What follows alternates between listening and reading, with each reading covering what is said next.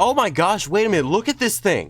It actually does make an iron golem in it. Dude, that's so sick. Hello everybody and welcome back to some more All the Mods 9. You probably have many questions and I will answer all of them in due time, starting with, where am I? So you can see right here, I'm in a little system of cave right here. I mean, it's not really cave, it's more of like a little temple. So let me take all of you upstairs just to show you where exactly I'm in. Alrighty, here we are, we're all the way upstairs. Let me show you my glorious home. Apparently it was like a dungeon of sorts where there was just a bunch of mobs and a bunch of chests and all that. So I found this and I thought to myself, I want to live here. So I cleared out all the spawners that were in here and I placed down a bunch of lights and we can now live here and it is successfully ready for terraformation. However, there is an even lower floor if we go down here, which I have not yet explored because there is going to be a bunch more in here. So when I'm going to need more space, oh, that's torn down a little bit, huh? Ooh. Well, it looks like this place is definitely going to be a little bit of a fixer-upper, but for right now, I think we got ourselves a pretty good home right here. And the best part is, I don't have to build anything. As for the village I was living in before, I mean, it wasn't really a village, it was kind of run down, so we didn't like that place. But I found two better villages to replace it. Allow me to show you all. We'll start with Uncle Arctica. Alrighty, so here we are in Uncle Arctica. It's in a more snowy biome, as you can clearly see. It was actually pretty close by to the original village I was in. I just really couldn't see it on the map because it really blended in very well. But you know what? It's still a pretty good place. And we found quite a lot of loot here and a lot of snazzy little villagers here. Hey, how's it going? I want to pick you up. Yeah, pretty much this is where I've gone to just get a bunch of trades for this place. And there are higher places. It's not just in this chasm. It's just really hard to navigate in here. But this next village, Swamptopia, is far superior. So here is a swamp village. There's quite a bunch of places here. It looks very run down, which does kind of add to the aesthetic, and I honestly think that's really cool. And I haven't taken everything yet, but that's really just because I don't have a well storage system to be able to get everything. But I mean, it's a pretty good village. It's a way better village. I died a lot over there, don't mind that. And you know what? If you ever just want to give these villagers a little scare, you know, be a menace to society, just ring that bell. And then there they go. Watch them run and squirm. Yes, I am the chaotic evil. Now then, for some good news outside of all of this, I have managed to find something in my explorations that you are all gonna really want to see. Behold, we found diamonds in our explorations. Yes, which means now we could go ahead and then mark this achievement off and get a possible other random reward. Gem dust, that is from Apotheosis. Very nice. Which means now we could venture off into the Nether and then continue on this quest line. But I will not be doing that for two reasons. One, I have a different plan for today, and two, it ain't the third episode. Those of you who don't know, it's basically become a tradition for me at this point to where on the third episode of any series, I then travel to the Nether. I don't know why, it just sort of happened. Anyways, all jokes aside now, it is time to get into today's plan, which is we're going to be automating some iron. Now, I already have a good amount of iron, that is no secret, but we want some more iron, which means we're going to need to get ourselves an iron farm. And to get this iron farm, oops, I accidentally got rid of it from JI, we're going to need 2 iron, 1 stone, a bucket of lava, and then 6 glass panes. I should have some sand. I'm pretty sure I grabbed that. Yes, right here, I grabbed red sand, which should be good. We're only gonna need to smelt down 6 of these. Now what we can do is we can go ahead and make all this into our glass panes, and there we go. Next, I'm going to need to grab the second iron. That's good, and then I'm pretty sure I need to smelt just 1 piece of cobblestone. Crap, smelting time again.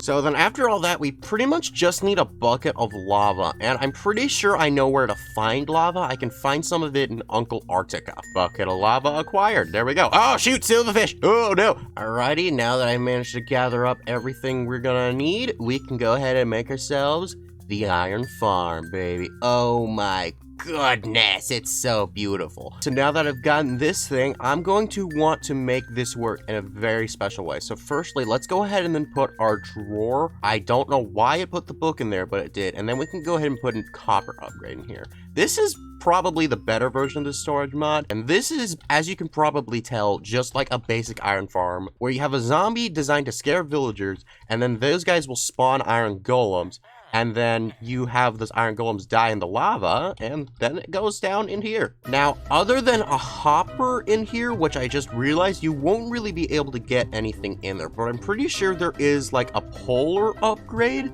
which you can use to grab the things from up there. There is.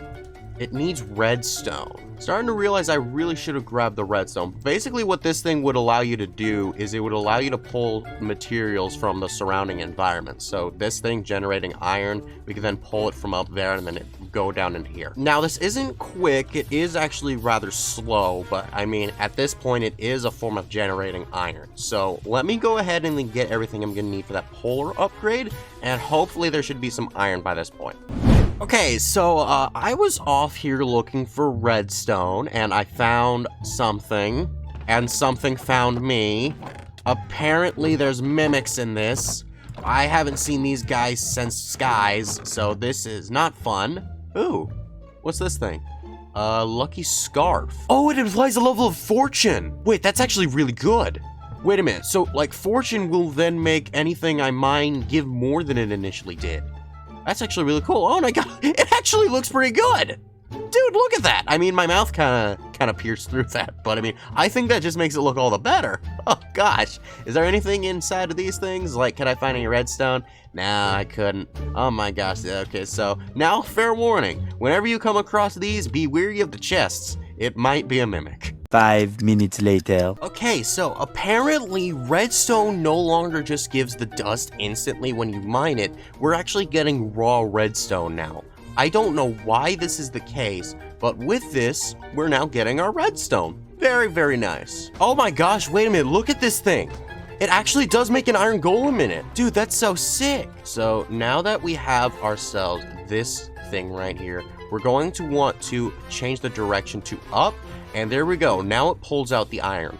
As for the poppies, that begs a question. Is pipes in this? Pipes is in this. Okay.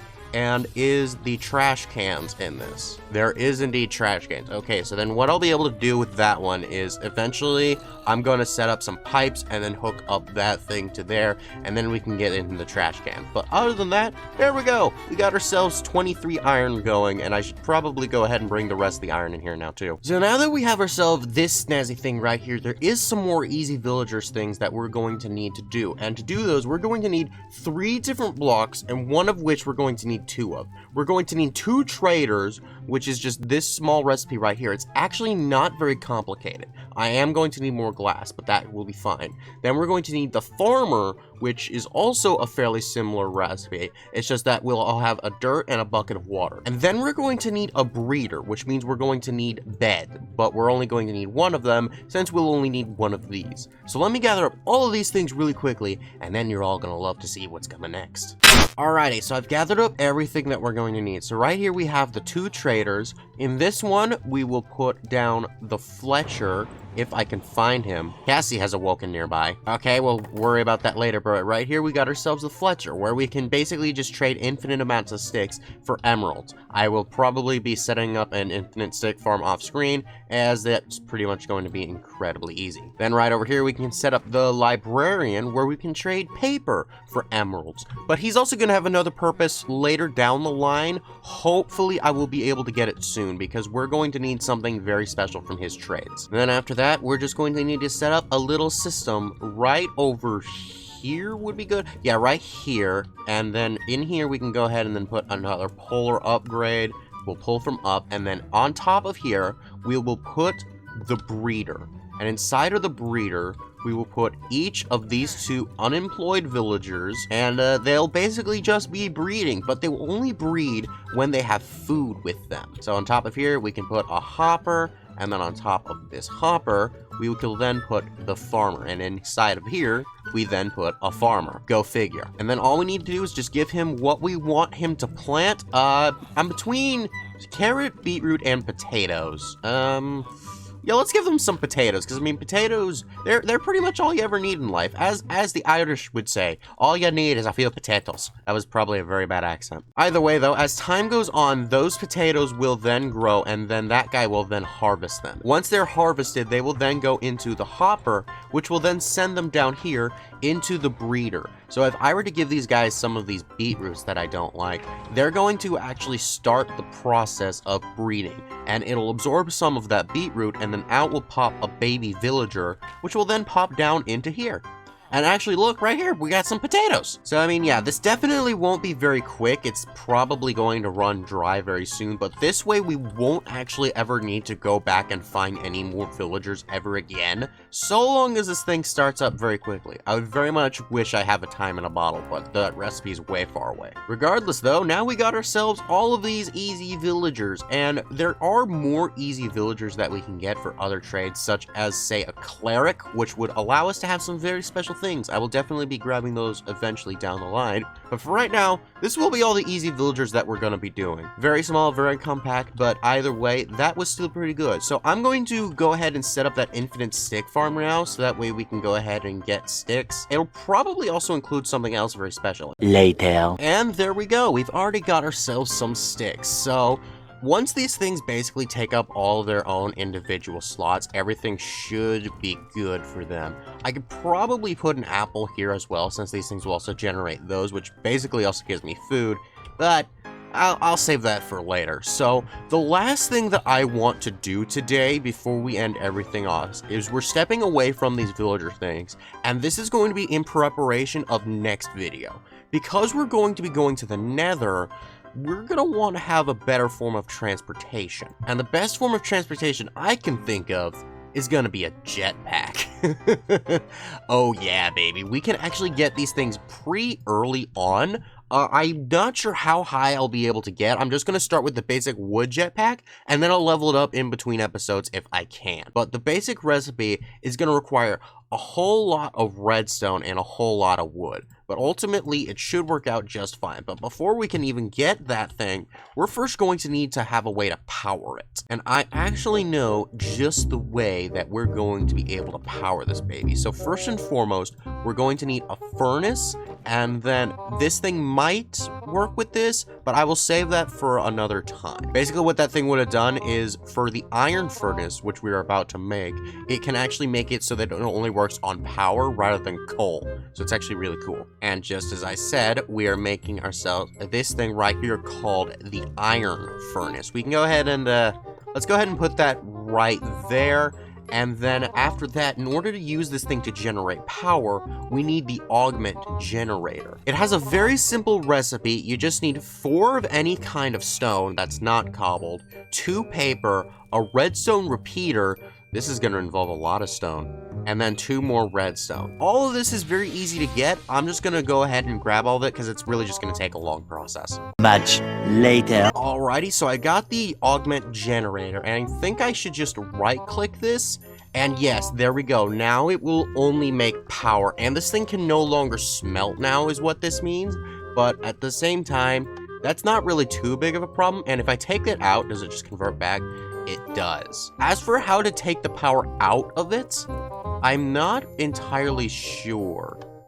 That could be a big problem if I can't figure out how to take it out of it. I'm sure I'll figure out a way. I'll do that one off screen. So now that we've gotten the power, we're just going to need the jetpack, which is going to take some leather. I haven't seen many cows around, so that might be a little bit tricky, but I'll find some. Then we're just going to need to get a bunch of wood products and a bunch of redstone stuff. This is just going to be a huge process, so I'm just going to gather up all of the materials, and we'll be right back. Much later. Alrighty, I should have everything I am going to need now. So all that's left for me to make is going to be this leather strap right here, and then we can combine all of it together, and here we go. we got ourselves our jetpack, baby. Oh my goodness, it's so beautiful. So yeah, I'm pretty sure that goes onto my body slot rather than my back slot. Now, as for the controls to this thing, I'll have to figure out very soon. But for right now, I did figure out how we're actually going to be able to drain power from this thing. And it's actually not going to be too difficult. It's just going to be a bit expensive. So firstly, we're going to need to make this machine frame. And then after that, we're going to need to make these 4 power cells, which all cost 1 diamond. And then I'm also going to need 4 blocks of redstone, because why not? Unfortunately, it won't be too much beyond that. So we just need to craft all 4 of those, and then we mix it all together, and we get ourselves a power cell. Now, I don't know if this will work, but this thing has configs in it, which we can actually set to output. Since this is a power thing, if we have power on the left side, does this work? How do I access the power cell? Well, I mean, is it even working? It's not working. But I also don't have a way to access the cell. That's concerning. Okay, well, I honestly have no idea. I think it might end up being something completely different that I'm going to need. I looked into this thing a little bit, and it says it just stores power, but it doesn't really say how to actually extract it, which is a bit unfortunate. So I think then what I'm gonna have to do is, in between episodes, I will figure the rest of this out. So, I mean, all I really wanted was the jetpack. As for how to actually power it, we will be able to figure that part out in between episodes. So then let's go ahead and then mark everything off. Oh my goodness, that is a lot of stuff. Let's just go ahead and put some things in there. Oh gosh, we got more toast. We got more objectives done. Wait a minute, hang on. Can we, like, complete more things? We can. Okay, that's very concerning. Wait a minute, what?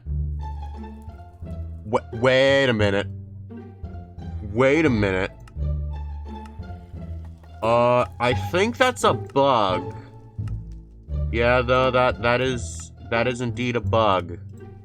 We're still we're still getting things. Oh shoot, we also got a magnet. I don't know how this works. I don't know if it needs to be like powered or anything.